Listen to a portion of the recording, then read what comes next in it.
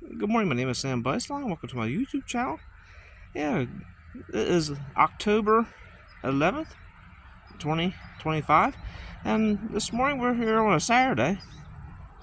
Of all things, I'm getting ready to load out this machine here, and we're on the Gettysburg and Northern Railway. So yeah, turn around. I'm just right on the edge of the railroad right away.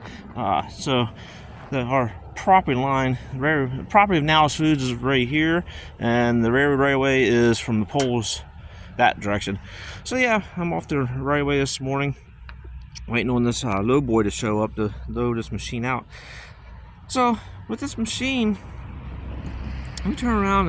It's an old Cameron built back in 1981, and it's a Ballast equalizer is what they call it in the book, and it has a regular stone broom in the front for sweeping railroad ballast, and that's right here, and the doors are missing off the front here, and then it has the hydraulic wings, so these wings fold out hydraulically and to adjust the stone along the edge, and then it has the two plows in the front.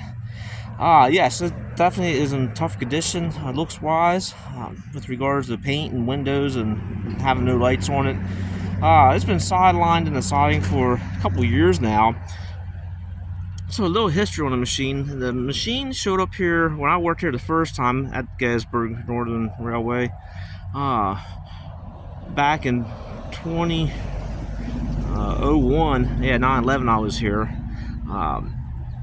It showed up just right after 9/11, and I actually used a crane to unload it and turn around. It has these big lifting lugs, and I had a crane come in, set down on the track and land on the rail for me. And this machine actually came from BN. BN had it for a long time. So the history of this Ballast equalizer machine goes many years where it ran and didn't run, and it ran and didn't run. Sat the siding, then we would run it and operate, and then it just sit some more. And sitting is the worst thing for any kind of machine. So what happened over the years is the 353 Detroit ended up having issues where the engine got rebuilt about 3 times, of all things. And every time that it got rebuilt, we didn't quite know why the damage was being done to the liners inside, where it had major scarring and it would lose compression. And it would just have all these issues. Well, come and find out, finally, the last time we had it rebuilt, we realized that the radiator itself in the machine, which the radiator sits right here in the front, the radiator had a hairline crack in the bottom brass tank on the bottom, and it would hold its antifreeze, and then you go run it and you come back and there'd be no antifreeze, and you go ahead and put the antifreeze in and it'll hold it, but you didn't see that leak out on the ground or leak to the atmosphere. So finally, one day we were running and looked downside, and you could just see the little weepage down in that tank, and that whole tank was ended up having a hairline crack in, of all things. So this machine ended up getting rebuilt with a brand new radiator in, has that in, and then the Detroit's been rebuilt. So yeah, it's out here for many years in the siding right up here. This is Now's Foods, and it sat here on the siding in the weeds there. And so a couple weeks ago, we turned around, we had an individual purchase it, and yeah, he turned around, brought a brand new battery in, he put the battery in, and it fired right up.